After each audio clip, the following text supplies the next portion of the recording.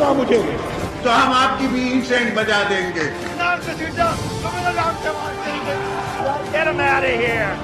पाकिस्तान को इंशाल्लाह कुछ नहीं हो सकता। पाकिस्तान जिंदाबाद, पाकिस्तान पाइंदाबाद।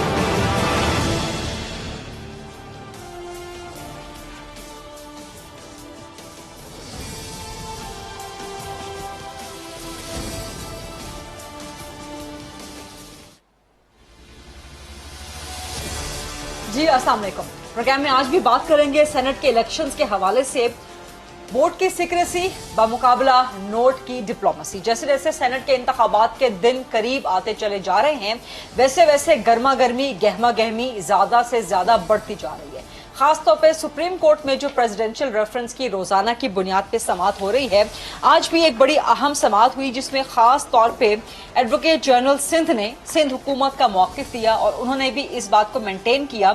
सिंध ने, पाकिस्तान पीपल्स पार्टी ने इस बात को मेंटेन किया कि जी ओपन बैलेट सेनेट का इलेक्शन अगर करवाना है तो फिर आइन में तरमीम ही हो सकती है।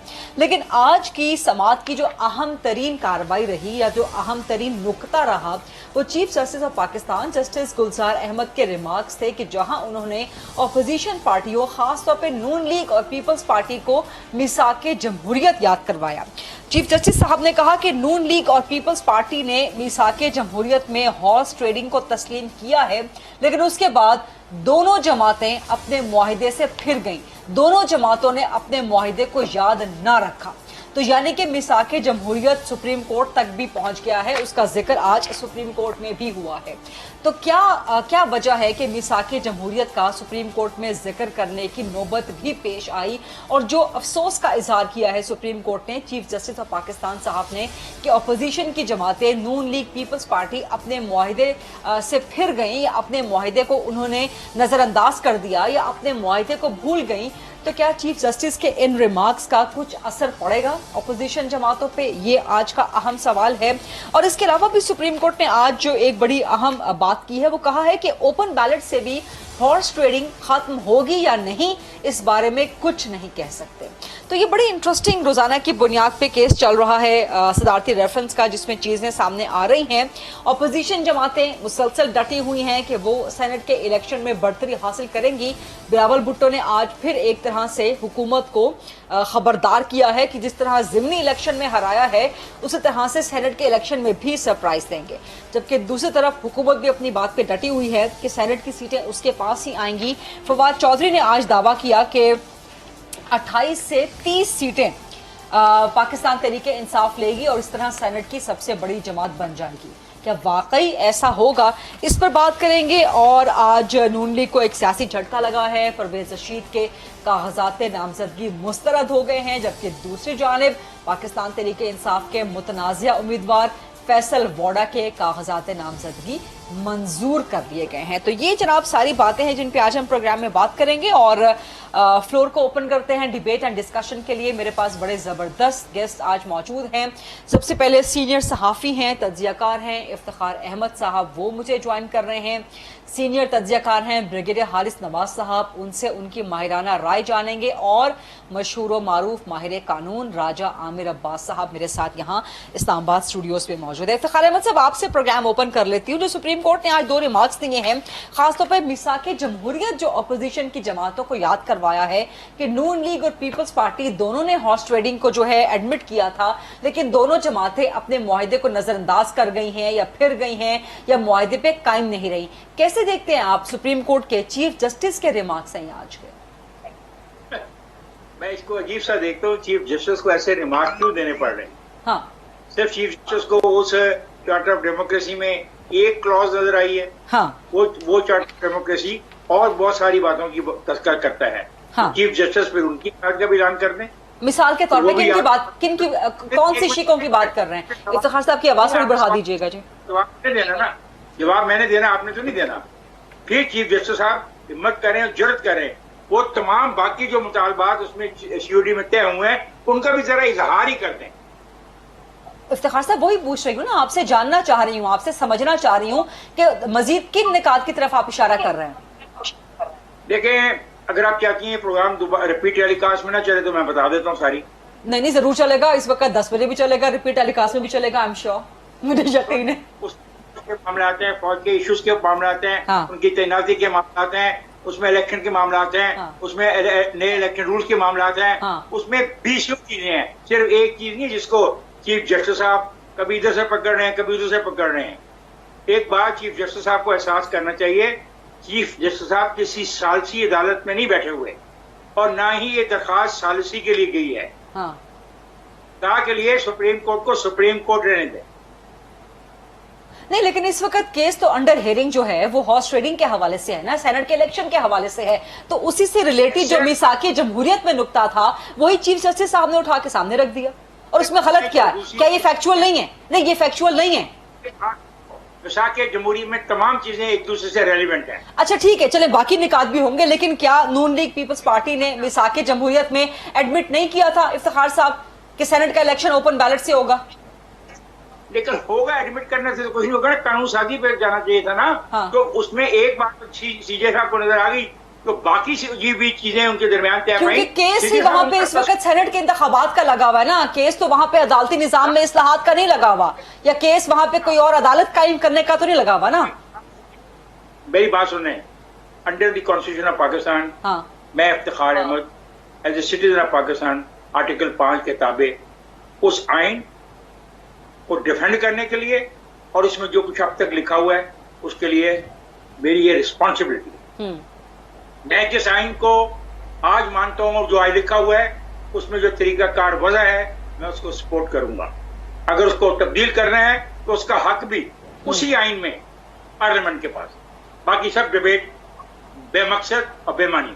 अच्छा ठीक है, बिगड़े हारिस नवाज साहब आपके पास आऊंगे। इफ्तिखार अहमद साहब तो बड़े नाराज लग रहे हैं, नालान लग रहे हैं कि मिसाके जमहूरियत का सिर्फ एक नुक्ता। सिलेक्टिव चीजें मत लाओ, सिलेक्टिव चीजें मत लाओ। हाँ। एक आर्टिकल पसंद आ गया तो उसका रेफरेंस दे दिया, उसके ऊपर नीचे भी आर्टिकल्स हैं कुछ और। ठीक है, बिगड़े हारिस नवाज साहब आप क्या कहते हैं कि आज सुप्रीम कोर्ट में जो रिमार्क्स आए हैं वो सिलेक्टिव हैं या सिलेक्टेड रिमार्क्स आए हैं, और नहीं बात होनी चाहिए थी सुप्रीम कोर्ट में आज मिसाके जमहूरियत की, और सिर्फ एक शिक को उठा के बात नहीं होनी चाहिए थी? देखिए गरीदा, बात यह है कि इस वक्त what is the point in discussion? Point in discussion is कि हॉर्स ट्रेडिंग नहीं होनी चाहिए, करप्शन सेनेट के अपर हाउस में नहीं होनी चाहिए, इसका सद्देबाब होना चाहिए, and we must find solution ताकि सेनेट में डिजर्विंग लोग जाएं, कोई पैसा ना चले, करप्शन ना हो, और it should act as a proper upper house. Chief justice Pakistan के रिमार्क्स बिल्कुल वैलिड इसलिए हैं कि देखें इस पर जो हम डिस्कस कर रहे हैं वो एक ही पॉइंट है कि सेनेट का इलेक्शन और उसमें हॉर्स ट्रेडिंग एंड करप्शन, इस दोनों पार्टी ने पहले मुत्तफिक हुई थी। इशू ये है जो भी गवर्नमेंट इस वक्त पॉइंट ऑफ व्यू देगी ऑपोजिशन उसको अपोज करने बजाय इसके कि आपका पॉइंट ऑफ व्यू, गवर्नमेंट के पास बहुत टूल्स होते हैं मैनिपुलेट करने के। आई थिंक ये एक अच्छा पॉइंट ऑफ व्यू उनका कि अगर वो ये कह रहे हैं कि आप इसको करप्शन को खत्म करने के लिए, हॉर्स ट्रेडिंग को खत्म करने के लिए श्योर फाइंड कर लें और इससे कोई भी नहीं कर सकेगा, करप्शन नहीं होगी। इस वक्त जिस तरह तिजोरियों के मुंह खुले हुए हैं, as a citizen of Pakistan honestly I feel कि ये नहीं होना चाहिए, और इसके ऊपर इलेक्शन कमीशन ऑफ पाकिस्तान के पास कोई टूल्स नहीं है कि वो इसको, उनका पास सिर्फ एक काम है जो राजा आमिर साहब भी मुझे बताएंगे कि जी वो स्मूथ इलेक्शंस होल्ड कर सकते हैं, और इलेक्शन के बाद अगर करप्शन होती है, चार्जेस होते हैं, एलिगेशन होते हैं, काउंटर एलिगेशन होते हैं, तो उसके बाद उसका वो फैसला कर सकते हैं। लेकिन ये जब एक बार सिलेक्ट हो गए, 3-4 साल गुजर गए, देयर इज नो पर्पस। इसलिए best interest of Pakistan, Pakistan की मफाद में, अवाम के मफाद में ये है कि इस वक्त सुप्रीम कोर्ट को ये जरूर डिसीजन लेना चाहिए कि क्या चाहे आर्टिकल कानून में है नहीं है, बड़े नजरिए जरूरत है। इस वक्त पाकिस्तान के मफाद में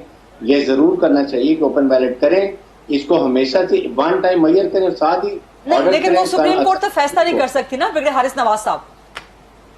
नहीं देखें, दे कैन ऑलवेज सजेस्ट, पहले भी कितने दफा फैसले किए सुप्रीम कोर्ट ने, बात है कि एक दफा करके फिर कहें कि आप कानून आप जाएं असेंबली में आइंदा के लिए जो कानून साजी करें, बट दिस टाइम यानी कि आप कह रहे हैं कि सुप्रीम कोर्ट डायरेक्शन दे, एडवाइस दे या ऑर्डर करे पार्लियामान को कि जी आप आईनी तरमीम करें और ओपन बैलेट के जरिए करवाएं, या आप कह रहे हैं कि सुप्रीम कोर्ट आज खुद इस पे फैसला सुना सकती है? नहीं, इसके ऊपर खुद कहना चाहिए और इलेक्शन कमीशन को कहना चाहिए, बिकॉज इलेक्शन कमीशन वो कह रहे हैं कैसे कंट्रोल करेंगे, इलेक्शन कमीशन कैसे कंट्रोल करेगा? They have no means, they can only hold, conduct and smooth elections and that's all. उनके पास और कोई अथॉरिटी नहीं है। इसलिए ये सुप्रीम कोर्ट को चाहिए कि इस वक्त बेहतरी पाकिस्तान के लिए आपने बड़े नजरिए जरूरत की है। इस वक्त कम से कम गवर्नमेंट ऑपोजिशन कोई भी एतराज नहीं कर सकेगा और have fair and free and corruption free senate election. आप कह रहे हैं कि इस वक्त भी एक नजरिए जरूरत की जरूरत है कि पहले भी बहुत किए हैं तो एक मजीद हो जाए। I strongly feel of course why not. आप कह रहे हैं कि नजरिया जरूरत होना चाहिए इस दफा इसलिए होना चाहिए कि पाकिस्तान ये फिर बना, फिर आपके सामने करप्शन हो रही है, अब क्या करेंगे? How will you stop it? What are the means? Only एक मींस है कि इसको रोकेंगे किसी तरीके से। यानी कि आप नजरिया जरूरत को जस्टिफाई कर रहे हैं ब्रिगेडियर हारिस नवाज साहब, एटलीस्ट फॉर दिस इलेक्शन, ताकि आइंदा के लिए ऐसा ना हो सके। इस पे इफ्तिखार साहब का कमेंट जरूर बनता है, वो मुस्कुरा भी रहे हैं, लेकिन राजा आमिर अब्बास साहब करेंगे इसके ऊपर। देखिए, राजा आमिर अब्बास साहब, टोटली ये जो एक मिसकंसीव्ड किस्म की बात हुई है, अभी सुप्रीम कोर्ट के पास कतन कोई इख्तियार नहीं है कि वो आइन में कोई तारामीम कर सकती हैं या वो नजर जरूरत की तरफ जा रही हैं। सुप्रीम कोर्ट के पास 2 या 3 चीजें ऐसी हैं कि जो इस आइन में ऑलरेडी मौजूद है। और अभी इफ्तिखार साहब ने आर्टिकल 5 का जिक्र किया कि आप बाउंड हैं कि आप जो अब कॉन्स्टिट्यूशन ऑफ पाकिस्तान को डिफेंड करें और उसमें जो लिखा है उसको इम्प्लीमेंट करें। अब सुप्रीम कोर्ट कतन ये नहीं कह रही कि जी आप कल जाके ओपन बैलेट से जाके वोट कास्ट कराए। सुप्रीम कोर्ट कतन ये नहीं कह रही कि कोई अमेंडमेंट लेके आए। सुप्रीम कोर्ट के पास 2 क्वेश्चंस आए कि सेनेट का इलेक्शन कैसे होता है। सेनेट का इलेक्शन होता है article 59 of the constitution. Article 59 says कि the election of the senate shall be on the basis of proportionate representation. अब कौमी असेंबली के इलेक्शन के बारे में आईन पाकिस्तान कहता है on the basis of free vote. वहां पे वोटर को कहा गया है कि अपनी मर्जी का वोट दो। यहां पे कहा गया है कि प्रोपोर्शनल रिप्रेजेंटेशन, मुतनासिब नुमाइंदगी। मुतनासिब नुमाइंदगी क्या है कि जो आपकी सूबाई असेंबली में जितनी सीटें आई हैं उसी तनासब से आपने जाके सेनेट में भी वही फिगर शो करना है। ये क्वेश्चन है एक सुप्रीम कोर्ट के पास। फिर सुप्रीम कोर्ट के पास एक क्वेश्चन है आर्टिकल 226 जिसकी बात हो रही है। सुप्रीम कोर्ट कतन ये नहीं कह रही कि जनाब आप वोट को ओपन कर दें। सुप्रीम कोर्ट कह रही है कि ये बताइए कि ये जो सीक्रेसी ऑफ बैलेट है, ये सीक्रेसी क्या ताहयात है या क़यामत तक है, ये कब तक है, उसमें ये क्लियर। इलेक्शन कमीशन ने तो कह दिया कि ता कयामत है कि वोट कास्ट होने की भी बात मैं अभी आपको बताता हूं कि सुप्रीम कोर्ट ने कहा कि बैलेट क्या, इसका पर्पस ये है कि जो आपका वोटर है उसके ऊपर कोई प्रेशर ना हो और वो खामोशी से अपना वोट दे, वोट कास्ट हो जाए, रिजल्ट आ जाए। सब कुछ सीक्रेट हो गया। रिजल्ट आने के बाद अभी क्या होता है कि जो आपका काउंटर फाइल होता है और उसके आगे बैलेट पेपर होता है, इन दोनों को कनेक्ट नहीं किया जा सकता क्योंकि इस पे सीरियल नंबर और सिग्नेचर होते हैं, उस पे कुछ भी नहीं होता। एक दफा वोट चला गया उस बॉक्स में तो नहीं पता चलता ये किसका है। तो सुप्रीम कोर्ट ये कह रही है कि कल को जब डिस्प्यूट आएगा, डिस्प्यूट क्या आएगा कि आपका आइन कहता है प्रोपोर्शनल रिप्रेजेंटेशन हो, लेकिन वोट आ जाते हैं जिस शख्स की 5 सीटें सूबे में वो 3 अपने सेनेटर बना लेता है। तो फिर जो सबसे इंपॉर्टेंट पीस ऑफ एविडेंस है वो एविडेंस क्या है कि अगर आप कहते हैं कि किसी ने पैसे लेके वोट दिया है तो वो कहेगा जी कहां है मेरा वोट, मैंने कब दिया है। तो आप कहां से वो वोट लेके आएंगे? आप तो उसको कनेक्ट ही नहीं कर सकेंगे। तो वो कह रहे हैं कि इसको ट्रेसेबल बनाया जा सकता है। इलेक्शन कमीशन ऑफ पाकिस्तान चाहे वो उसमें कोई बार कोड लगाए या कोई नंबर लगाए जो कि आपके आइन में ऑलरेडी मौजूद है। आपके आइन में आर्टिकल 118 है कि जो अभी इन्होंने कहा ब्रिगेडियर साहब ने कि इलेक्शन कमीशन के पास टूल्स नहीं है। इलेक्शन कमीशन के पास आईन एक second sir, election commission of Pakistan के पास आईन पाकिस्तान है जिसमें लिखा है कि ना उन्हें रूल्स की जरूरत है ना उन्हें एक्ट की जरूरत है। उसके पास एम्पल पावर्स है कि वो फ्री फेयर इलेक्शंस कराएंगे और उसमें उसको गार्ड करेंगे कि कोई मिसकंडक्ट और करप्शन ना हो, जिसके लिए उन्हें ना कानून साजी। इलेक्शन कमीशन ने आज बयानी हल्फी भी जारी कर दिया ना कि जी बयानी हल्फी होगा जिस पर लिखा होगा कि जी मैंने कोई पैसे नहीं लिए, मैंने कोई प्रेशर नहीं लिया। वही बयान हल्फी है कि जनाब मैं इस इलेक्शन में नेशनल असेंबली के जो होते हैं कि मैं 5 लाख से ज्यादा खर्च नहीं करूंगा। वो कहता है 5 लाख तो मैंने खर्च किए, बाकियों ने 50 करोड़ खर्च कर दिया। इसका नहीं, लेकिन यहाँ पर बाकायदा बयानी हल्फी में मैं है कि मैंने कोई पैसे नहीं लिए है कि मैं इससे ज्यादा अपने इंतखाबी खर्चात नहीं करूंगा। दूंगा, लेकिन आपके इल्म में है और वो मैं वहाँ अखराजात की बात है, यहाँ पर पैसे वसूल करने की बात है। वसूल तो बात कोई की और बात है वसूल ना। कर लेगा आपके बिहाफ पे, बड़ा इजी बात है। और जिसने पैसे खरीदा है, जिसने अपना वोट बेचा है, उसको आप कैसे पकड़ेंगे?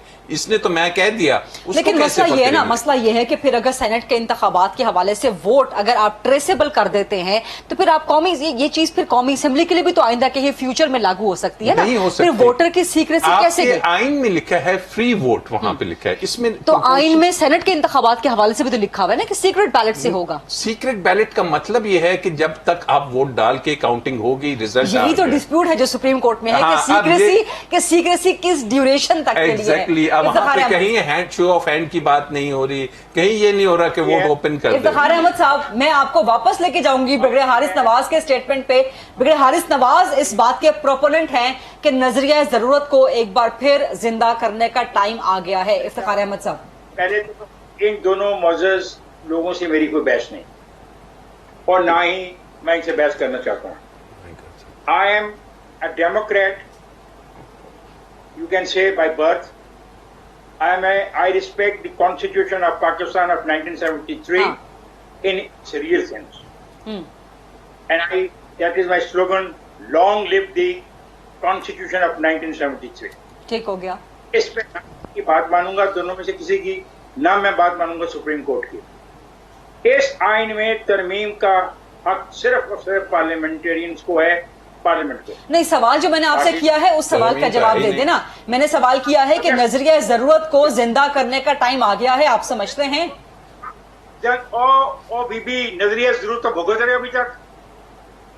ये सारी तबाही जो हमारे सिस्टम में आई है नजरिया जरूरत के तहत तो आई है। कौन सा नजरिया जरूरत भुगत रहे हैं इफ्तिखार अहमद साहब?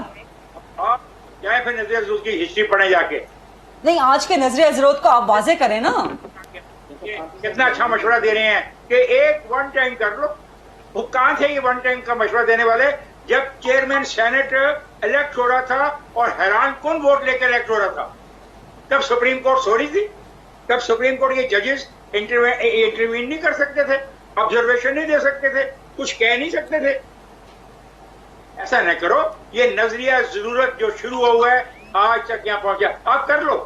देखें ज्यादा से ज्यादा पीटीआई 4 सीटें ज्यादा ले जाएगी तो उसकी 4 सीटें ले जाने से कोई फर्क नहीं पड़ेगा, लेकिन पाकिस्तान की पार्लियामानी जमहूरियत की तबाही का वो आगाज होगा, फिर ये रुकेगी नहीं। ठीक है, एक छोटी सी ब्रेक का वक्त भी हुआ है। इफ्तिखार अहमद साहब, ब्रिगेडियर हारिस नवाज साहब और राजा आमिर अब्बास साहब डिबेट को यहीं से कंटिन्यू करेंगे कि फिर सॉल्यूशन क्या है इस मामले का। क्या नजरिया जरूरत की आज के मारूजी हालात में एक बार फिर जरूरत है? क्योंकि ऑपोजिशन ने भी चंद दिन पहले यही कैंपेन चलाई कि नजरिया जरूरत को जिंदा ना किया जाए और सुप्रीम कोर्ट की तरफ उनका पैगाम था। तो सिचुएशन आगे बनती हुई क्या नजर आ रही है, इस पर मजीद डिबेट करेंगे छोटी सी ब्रेक के बाद।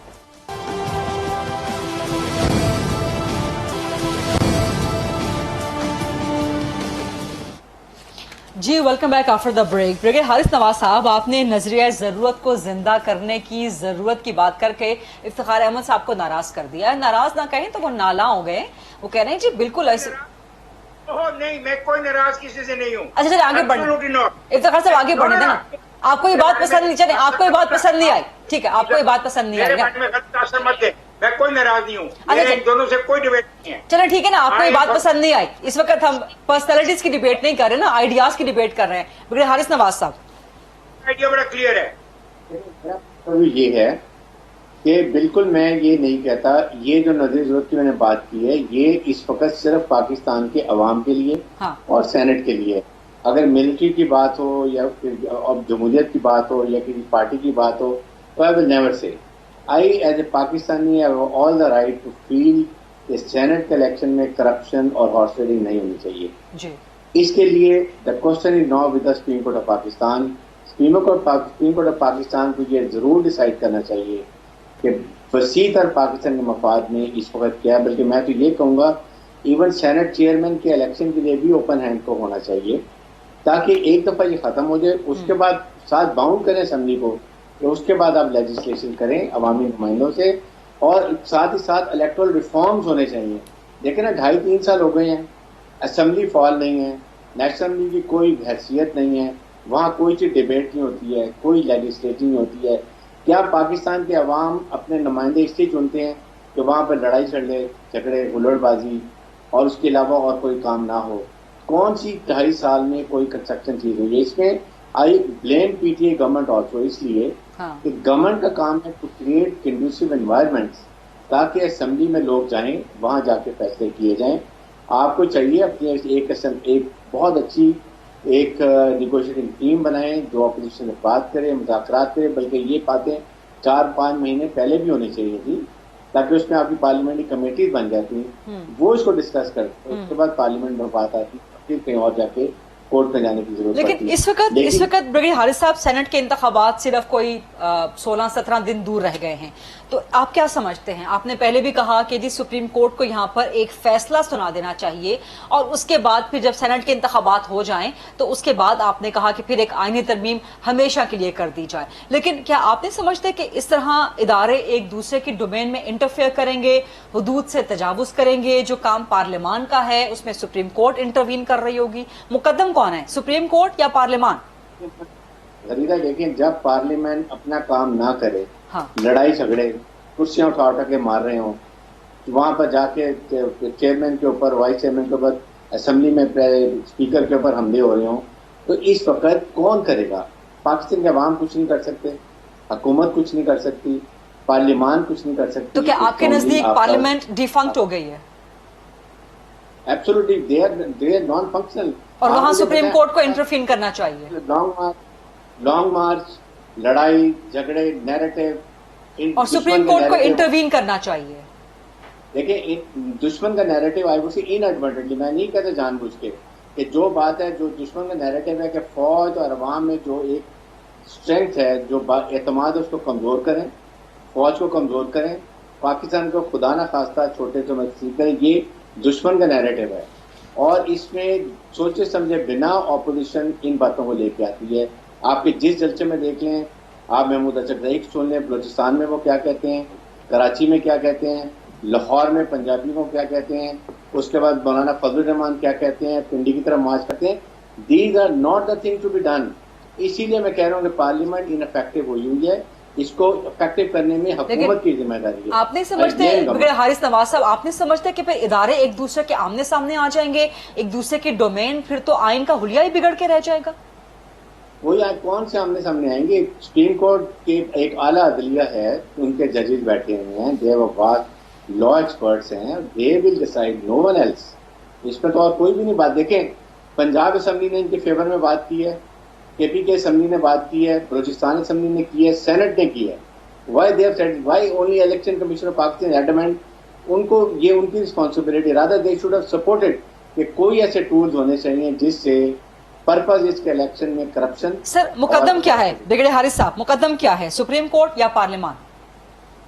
अब इस वक्त I will rate supreme court of Pakistan more important, जिस तरीके से पाकिस्तान की नेशनल असेंबली का हाल है, पार्लियामेंट का हाल है, एक दूसरे की वो शक्ल देखना नहीं चाहते हैं। वो रोज कभी लॉन्ग मार्च हो रहा है, कभी फौज को गालियां दे रहे हैं, कभी प्राइम मिनिस्टर पाकिस्तान को गालियां दे रहे हैं। गवर्नमेंट इमेच्योर बिहेव कर रही है, उनके मिनिस्टर उस तरह नहीं काम कर रहे जो उनको करना चाहिए। किसी ना किसी को स्टैंड लेना चाहिए इस वक्त, अदरवाइज अब पाकिस्तान है तो पाकिस्तान का आइन है, पाकिस्तान है तो पाकिस्तान की फौज और अवाम है, पाकिस्तान है तो पार्लियामेंट है। This what is my belief. Iftikhar Ahmad साहब, ये जरा मैं आपके पास भी आऊंगी, इफ्तिखार साहब ये डिबेट में आपके पास लेके आऊंगी क्योंकि ब्रिगेडियर हारिस नवाज का जो पॉइंट ऑफ व्यू है ये कोई लोन पॉइंट ऑफ व्यू नहीं है, ये मुल्क का एक बड़ा तबका है जो ये सोच रखता है। इफ्तिखार अहमद साहब, कौन सी सोच? आपने सुना नहीं ब्रिगेडियर हारिस नवाज साहब को? आप चाहते हैं कि मैं रिपीट करूं? आप अपने लफ्जों में दोहरा दें सोच को। नहीं, फिर प्रोग्राम का टाइम डिस्टर्ब हो जाएगा ना बीच में, मैं अगर उनकी बातें रिपीट करूंगी। बहरहाल to cut it short, summarise करते हुए उनकी बातों को, वो कहते हैं कि इस वक्त जो हालात हैं, पार्लियामान इनइफेक्टिव हो गई है क्योंकि हुकूमत और ऑपोजिशन अपना काम नहीं कर रहे, और वो कहते हैं कि इस सूरत हाल में सुप्रीम कोर्ट उनके लिए मुकद्दम है और सुप्रीम कोर्ट को इंटरवीन करना चाहिए और पार्लियामान को डायरेक्शन देनी चाहिए, ऑर्डर देना चाहिए। सुप्रीम कोर्ट पार्लियामेंट को कह सकती है बस, लेकिन उस पर अमल करना न करना ये पार्लियामेंट का अपना फैसला होगा। पहली बात, कोई शख्स फौज को गाली नहीं देता और ना कोई देना चाहता है। दूसरी बात, तीसरी बात, हर सियासतदान का अपना एक सियासी मौकफ है और आज का नहीं है, बरसों से है। ये पाकिस्तान है तो हम हैं और वो है। ये एक बात याद रखिएगा, ये पाकिस्तान 4 सूबों पर एक फेडरेशन का नाम है, जिसमें आपको गिलगित बिल्तिस्तान और एजेके को भी शामिल किया हुआ है, और फाटा को आपने मर्ज किया है अब केपीके में। ये है पाकिस्तान। जाए आइन पढ़ें कि आर्टिकल 1 में पाकिस्तान की डेफिनेशन क्या है। आप ऐसे लोगों को गलत मशवरा ना दें और ना ही गलत मशवरा सुप्रीम कोर्ट को दें। नजरिया जरूरत will destroy the democratic institution in the country. It will destroy the parliamentary system in the country. It will destroy the faith of the federating unit on the constitution. लेकिन इफ्तिखार साहब, मैंने आपसे गुजारिश की ना कि इस वक्त मुल्क में एक बड़ा तबका है जो ये सोच रखता है, उस तबके की सोच को आप इस तरह निगेट तो नहीं कर सकते ना। वो बात क्या बात, मतलब वो तबके को सड़क पे आके जुलूस निकाले और 10 लाख का जुलूस निकाल के दिखाए और मुतालबा करे कि वोटिंग होनी है नहीं होनी। क्या बच्चों वाली बातें कर रहे हैं? ये मजाक बना लिया हमने। सुप्रीम कोर्ट का ये काम ही नहीं था जो सुप्रीम कोर्ट कर रही है। माफ कीजिएगा, मैंने लिखा है, मैंने ट्वीट किया है, और मुझे बुलाएगा तो मैं बताऊंगा कि इलेक्शन कमीशन का क्या है, इलेक्शन कमीशन की कॉन्स्टिट्यूशन पोजीशन क्या है, सुप्रीम कोर्ट की कॉन्स्टिट्यूशन पोजीशन क्या है, कौन किस हद तक किसमें मुदाखलत कर सकता है। ऐसे न करें ये जी। अब पहली दफा करप्शन हो रही है, आज याद आई है। ये किसने कहा, ये प्राइम मिनिस्टर को किसने कहा कि 70 करोड़ का वोट बिगड़ा है? और जिस आदमी के बारे में कहा गया, क्या आज इनके इत्तेहाद का टिकट उसके पास नहीं है? ना करें ऐसी बातें प्लीज, मैं नहीं करना चाहता। ठीक है। राजा आमिर अब्बास साहब, ये जो इफ्तिखार साहब आज बात कर रहे हैं ना, ये एडवोकेट जनरल सिंध ने भी एक और पैराए में सुप्रीम कोर्ट के सामने कही है कि अदालत को सियासी मामलात से दूर रहना चाहिए, जिसका जवाब फिर चीफ जस्टिस ने दिया कि आइन तो खुद एक सियासी दस्तावेज है और सुप्रीम कोर्ट का अदालत का काम है कि आइन की तशरीह करे। तो ये जस्टिफाइड है या अदालत को इस मामले से दूर रहना चाहिए? देखिए, अब एक दो थोड़ा सा मुझे टाइम दीजिएगा, बड़ी इंपॉर्टेंट यहाँ पे बातें हो गई हैं। एक तो ये कि जनाब इस मुल्क में कोई बहुत बड़ा तबका है कि जो नजरिया जरूरत को लाना चाह रहा है। इस मुल्क को जितना नुकसान नजरिया जरूरत ने ना सिर्फ मुल्क को दिया, बल्कि इस पूरे जुडिशल सिस्टम को, जुडिशरी को, इस तमाम चीजों को वो दोबारा रिपीट करने के हम मुतहम्मिल नहीं है। लेकिन ज़हन में एक चीज रखिए कि इस वक्त ना तो supreme court loud and clear, ना तो सुप्रीम कोर्ट कोई अमेंडमेंट ला रही है, ना वो ये सजेस्ट कर रही है कि पार्लियामेंट ऐसे करे, ना सुप्रीम कोर्ट ये कह रही है कि जनाब आप ओपन वोट जोन से है। सुप्रीम कोर्ट जिसका ये काम है, रिमेंबर वन थिंग कि the constitution doesn't talks, it talks through the judgment. उसकी इंटरप्रिटेशन, उसने जो मकसद है वो ना मैं कर सकूंगा, ना आपका को इख्तियार है, ना ए को ना बी को। वो इख्तियार हमारे आइन ने सुप्रीम कोर्ट ऑफ पाकिस्तान को दिया है। अब मसला क्या आ गया सुप्रीम कोर्ट में? सीक्रेट बैलेट की हद तक है कि आया कि उस वोट को सिंपली हम आवाम को ये पता नहीं क्यों मैसेज दे रहे हैं कि सुप्रीम कोर्ट क्यों इंटरवीन कर रही है। सुप्रीम कोर्ट बता रही है कि आर्टिकल 59 ये कह रहा है, फिर रिपीट हो रही है, वही बात रिपीट हो रही है जो हम पहले कर चुके हैं। ये मुतनासिब नुमाइंदगी अव्वलीन सवाल नहीं था, सवाल ये था कि क्या सेनेट का इलेक्शन आइन के तहत है या नहीं है, इसकी तशरीह करनी थी। उसके दरमियान मुतनासिब नुमाइंदगी आ गई है। आइन के तहत है और आइन के तहत ही हो रहा है। आइन के तहत, तो अगर आइन के तहत हो रहा है तो आइन में वाज़ेह लिखा है कि फलां फलां फलां के अलावा सारे सीक्रेट बैलेट होंगे। अब भी सीक्रेट बैलेट होगा। जिस दिन वोट का रिजल्ट आ जाएगा उसके बाद आप ही का आइन कहता है कि उस रिजल्ट में प्रोपोर्शनल रिजल्ट आना चाहिए। ये नहीं आना चाहिए कि केपी में 2 मुतनासिब नुमाइंदगी इंश्योर करवाना सुप्रीम कोर्ट का काम है। वो इंश्योर करना इलेक्शन कमीशन ऑफ पाकिस्तान का काम है। ईसीबी का काम कैसे है? इसलिए कि आर्टिकल 118(3) को अगर आप पढ़ते हैं, उसमें लिखा है the election commission shall ensure free fair elections and shall guard against misconduct और करप्शन। नहीं, फ्री फेयर इलेक्शन तो बिल्कुल ठीक है, मुतनासिब नुमाइंदगी, प्रोपोर्शनेट रिप्रेजेंटेशन, वो तो ईसीपी का कहीं पे काम नहीं बताया गया ना। वो काम किसका है? आइन को। अब आइन को डिफेंड करना किसका काम है? आइन का आर्टिकल 5 आपने भी करना है, सुप्रीम कोर्ट ने भी करना है, ईसीपी ने भी करना है। यही बात कल भी हुई थी। में। कल भी चीफ जस्टिस ने कहा था कि जिस जमात की जितनी सीटें बनती हैं उतनी ही मिलनी चाहिए, और किसी जमात को कम सीटें मिली तो जिम्मेदार इलेक्शन कमीशन होगा। मेरा बुनियादी सवाल यही है कि मुतनासिब नुमाइंदगी इंश्योर करवाना सुप्रीम कोर्ट का काम है क्या? इलेक्शन और क्या इलेक्शन कमीशन का काम है? इलेक्शन कमीशन कि पीटीआई की अगर 30 बनती है तो जिसको 30 ही मिले लाजमन। जी, ये ईसीपी का काम 30 नहीं मिलते तो उसकी मशीनरी इवॉल्व करें। दे शुड मेक श्योर कि अगर कोई ऐसी वोटिंग होती है तो फिर एक मैकेनिज्म ड्राफ्ट करें कि जो उस पूरे जो इलेक्शन का प्रोसेस है उसके ऊपर जो सवालिया निशान आएगा, उस डिस्प्यूट को सॉल्व करने के लिए फिर इलेक्शन कमीशन ने करना है। इसीलिए उसको इतनी एम्पल पावर्स दिए हैं कि वो तो यानी कि अब पार्लियामान के हाथों से बात निकल के इलेक्शन कमीशन के हाथों में आ गई है। इलेक्शन कमीशन ने अपनी आईनी ड्यूटी सर अंजाम देनी है, और वो आईनी ड्यूटी ये है कि फ्री फेयर का मतलब खाली ये नहीं होता कि लड़ाई झगड़ा ना हो। फ्री फेयर का मतलब है कि आइन फ्री एंड फेयर तो 2018 के इंतखाबात पे भी, आम इंतखाबात पे भी लागू होगा ना। फिर वहां भी अपोजिशन जमातों को शिकायत है कि फ्री एंड फेयर नहीं होते। 2013 के इंतखाबात पे इमरान खान साहब को शिकायत थी फ्री एंड फेयर। चीजों को ना मिलाइए। इधर बात हो रही है आर्टिकल 59(2) की, मुतनासिब नुमाइंदगी की। वहां पे बात कुछ और है। मुतनासिब नुमाइंदगी किसका काम है इंश्योर करवाना? ये मैं समझना चाह रही हूँ। जब सुप्रीम कोर्ट का काम है या इलेक्शन कमीशन का काम? सुप्रीम कोर्ट का काम नहीं होता तो ये आपका फंडामेंटल राइट है कि आपके फ्री फेयर इलेक्शंस हों। आपके फंडामेंटल राइट्स सुप्रीम कोर्ट ने इंश्योर कराने हैं।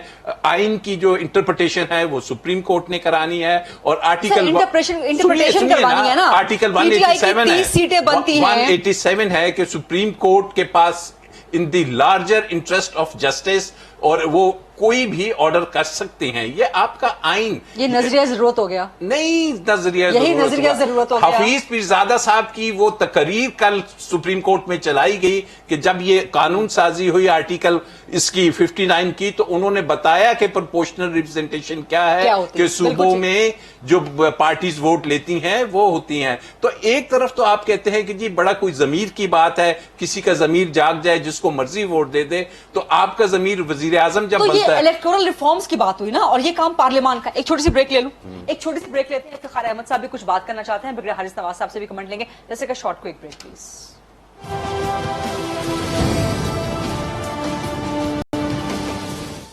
जी welcome back after the break. Iftikhar साहब आप कुछ ऐड करना चाहते हैं, कुछ बात करना चाहते हैं डिबेट में? मैं सवाल ये करना चाह रहा हूँ बड़े एहतराम से, with all respect to my colleagues sitting with you.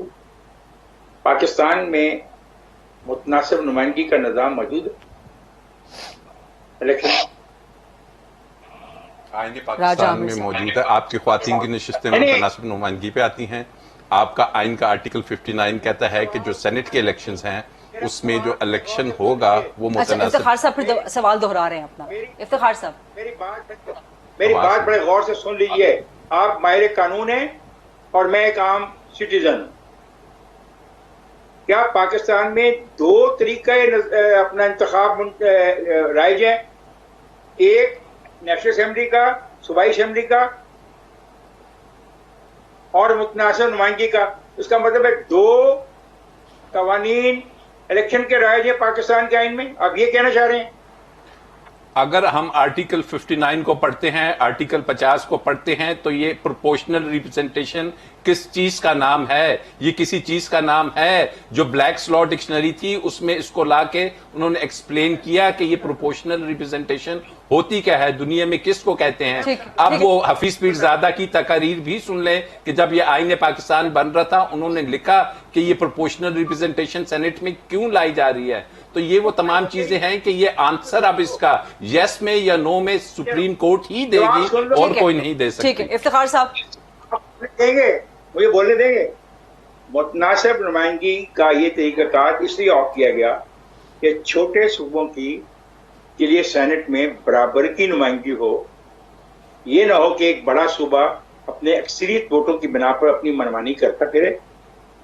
इसलिए उस वक्त ये तय किया गया। अब अगला पॉइंट जो बड़ा इंपॉर्टेंट है, जो फाटा की सीटें थी सेनेट की वो खत्म कर दी गई ना, क्योंकि फाटा जम हो गया। जी वो केपी में आ गई सीटें। अच्छा, अब इसका मतलब है कि ये जो मुतनासिब नुमाइंदगी का तस्वर है ये सूबों के हवाले से है कि सूबों में सूबों को मुतनासिब नुमाइंदगी दी जाएगी सेनेट में।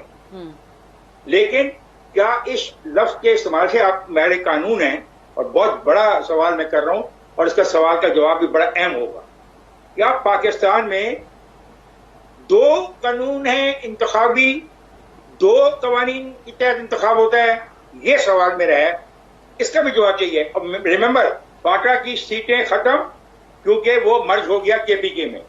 अब वो केपीके की सीटें रहता है और फाटा की कोई सीट नहीं है। जो मुतनासिब नुमाइंदगी का कॉन्सेप्ट है, जो हमारे आइन बनाने वालों ने लिखा, जो आप हफीज फिजाल साहब के रेफरेंस दे रहे हैं, वो मुतनासिब नुमाइंदगी है सूबे के मुंतखब लोगों से, वहां के हवाले से कि इस सूबे से इतने लोग मुंतखब करके भेजे जाएंगे अपना वहां। क्यों? किसी जगह पे 4 वोट लेके भी, एक सूबाई असेंबली के 4 वोट लेके भी आदमी सेनेट का रुकन बन जाता है। एक सीट से भी बने हैं, एक सीट से भी सेनेटर बने हैं। नहीं, वो तो बनता है ना। फिर ये बात, ये जो राज साहब से पूछने वाली है, जो ओपन बैलेट होगा, इसमें फर्स्ट चॉइस है, सेकंड चॉइस है, थर्ड चॉइस है। जब मैं आपको वोट दे देता हूं, आप मेरी पहली प्रेफरेंस हो, तो फिर मेरी जो सेकंड और थर्ड प्रेफरेंस है, उसका राइट मैं कैसे एक्सरसाइज करूंगा? अगर आप ऐसे चाहते हो बैलेट पेपर के ऊपर एक ठप्पा लगाओ, मेरा नाम लिखाओ। ये मामला इतने सिंपल नहीं जितने हम लोगों को सिंपलीफाई करके पेश कर रहे हैं। ठीक है, ब्रिगेडियर हारिस नवाज साहब, आप क्या सजेस्ट करते हैं? राजा साहब आपके पास में आऊंगी जवाब लेने के लिए, बट ब्रिगेडियर हारिस नवाज साहब, आप क्या सजेस्ट करते हैं कि हॉर्स ट्रेडिंग को रोकने के लिए कोई और तरीकाकार हो सकता है जो सबको काबिल कबूल हो? देखिए, वो यही तरीका था। ये जो ओपन बैलेट का भी मकसद ये नहीं है कि वो वोट सीक्रेट ही करेगा, लेकिन वो अपनी चॉइसेस भी देगा, लेकिन जो उनका पार्टी लीडर है उसका राइट होगा कि वो चेक कर सके इलेक्शन कमीशन से कि इसने वोट गलत दिया या ठीक दिया। ये सीक्रेट वोट है, अदरवाइज वोट वो सीक्रेट उसने करना है। लेकिन इलेक्शन कमीशन का यही मौकिफ है ना कि वोट किसी भी सूरत में किसी भी वक्त पे नहीं देखा जा सकता, उसकी सीक्रेसी फिर खत्म हो जाती है। देखिए, अगर ये नहीं कर सकते तो आप करप्शन कैसे रोकेंगे, हॉर्स ट्रेडिंग कैसे रोकेंगे? यही मैं आपसे सवाल कर रही थी कि आपके नजदीक कोई और तरीका है, और यही सवाल सुप्रीम कोर्ट ने इलेक्शन कमीशन से भी किया था कि कोई तरीका बता दें हॉर्स ट्रेडिंग रोकने का। देखिए, अगर होता तो election commission of Pakistan supreme court को जरूर बता दे। सुप्रीम कोर्ट ने कहा उनको, but they have no means, they can not do anything. एक ही तरीका है इस वक्त, यही तरीका है कि इलेक्शन फेयर और उसको हॉर्स ट्रेडिंग और करप्शन रोकने के लिए कि कोई ना कोई ऐसा टूल इस्तेमाल करें जिससे पता चल जाए कि किसने पैसे लिए हैं या नहीं लिए हैं। इलेक्शन के बाद पैसे लेने का करने का कोई फायदा नहीं है। उस वक्त वो कभी कोर्ट में चले जाएंगे, हाई कोर्ट में, सुप्रीम कोर्ट में, के लड़ते रहेंगे, टेन्योर पूरे हो जाएंगे, चम्मी भी होते हैं। Now is the time, sit down and we have all minds. Pakistan के बहुत पढ़े लिखे लोग हैं। Supreme court Pakistan have all the capability and ability to resolve this amicably. ठीक, राजा साहब आपका लास्ट कमेंट प्लीज। देखिए, बड़ी सिंपल सी बात है, इलेक्शन हो गए, आपने एक शख्स को पकड़ लिया, 2 एमपीएस को, आपके पास तमाम एविडेंस आ गया कि वो बात भी कर रहे हैं कि ये पकड़ो पैसे, ये इतने ले लो, वोट दे दो। लेकिन जिसने वोट दिया है वो कहेगा जी कहां मेरा बैलेट पेपर पे मैंने एक ही जगह बी को दिया है, आप ला के मुझे दिखा दो। जब आप वो ला ही नहीं सकते, the most important piece of evidence, वो कहेगा किस बैलेट पेपर पे मैंने तो ए को दिया है, आप साबित करें कि मैंने बी को दिया है। तो ये वो डिस्प्यूट की let the parliament decide this dispute ना, let the parliament do it, that's parliament का काम ना। देखिए, पार्लियामेंट का काम ये मौजूद है आइन में, ये ना, ये आइन में मौजूद है। इलेक्शन कमीशन ऑफ पाकिस्तान को यही पावर्स हैं, यही पावर्स हैं कि आप उसको कनेक्ट कर दीजिए कि the most important piece of evidence, वो कहता है कि जी मेरा बैलेट पेपर मैंने ए को ही दिया है, आप ढूंढ ही नहीं सकते कि उसका बैलेट पेपर कौन सा है। खत्म, कोई आपका फैसला ही नहीं हो सकता, किसी को आप क्रिमिनल केस में सजा ही नहीं दे सकते। यानी कि इसका सुप्रीम कोर्ट को जल्द इसका कुछ ना कुछ फैसला करना पड़ेगा, तशरीह कुछ ना कुछ करना पड़ेगा। ठीक है, बहुत बहुत शुक्रिया राजा आमिर अब्बास साहब, ब्रिगेडियर हारिस नवाज साहब और इफ्तिखार अहमद साहब। बड़ी इंटरेस्टिंग डिबेट चल रही थी। आई विश का थोड़ा सा टाइम ज्यादा होता, but that's it. I will see you coming week इंशाल्लाह ऑन मंडे। अपना ख्याल रखिएगा। अल्लाह हाफ़िज़।